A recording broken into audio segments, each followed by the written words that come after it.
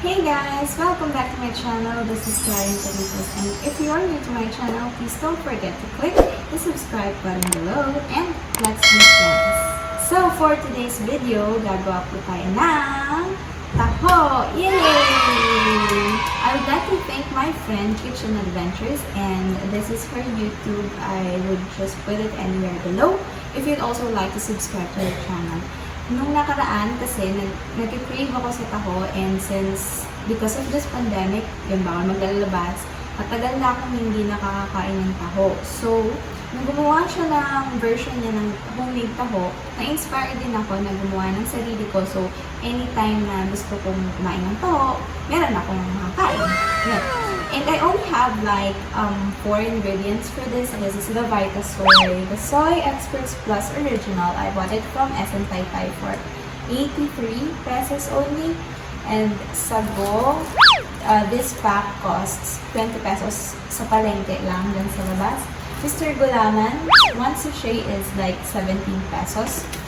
Dyan lang din sa tindahan sa labas. And of course, brown sugar for our Arnibal liquor. And please keep on watching. Thank you! Okay, so uunahin kong gawin yung pinaka-base natin ng taho using this Vita Soy. This is 1 liter, by the way. I would just use the half of it, so like 500 ml of it, because dalawa lang naman kami ni Alvin na kakain. Siguro sa ibang araw ko na gagamitin ng iba. And by the way guys, this Vita Soy is only good for 4 days once you opened it, so be sure to consume it before 4 days once you open it. And of course, refrigerate it. Baby, we got something special. Okay, and then turn your stove into low heat. Now, I would add 2 teaspoons of white, unflavored Mr. Gulaman, unflavored jelly powder. Time on our side, there's no need to rush. Only 2 teaspoons. Then you just have to constantly stir it. Halu-haluin lang natin siya. Hanggang sa medyo mag-bubbles-bubbles siya or medyo kumulo na siya. Okay, habang inaintay natin na maluto or kumulo ng konti yung soya nandito sa kabila, pwede na natin lutuin yung sago.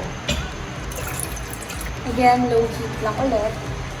And hahalu-haluin lang din natin siya para hindi siya magdikit-dikit. The time of our lives, we'll just have the time of our lives. I can't think of no one but you. And pag ganyan na yung soya milk natin, tanggalin na natin siya sa heat and ililipat natin siya sa container. Hey, ooh, baby, I can't get enough. All that I want is your touch. Gawa naman tayo ngayon ng arniba. 1 cup of sugar, brown sugar, and 1 cup of water, sugar and water. In a low heat again, okay? Let's keep it going, baby. You got me going crazy. And ito yung sugar. Oh, honey, honey. Ginagawa mo! One eternity later. Pwede na yan. So, i-rinse natin siya. Sasalain natin siya. Tapos, i-rinse muna natin ng cold water. And then, after that, rinse with tap water. The time of our life.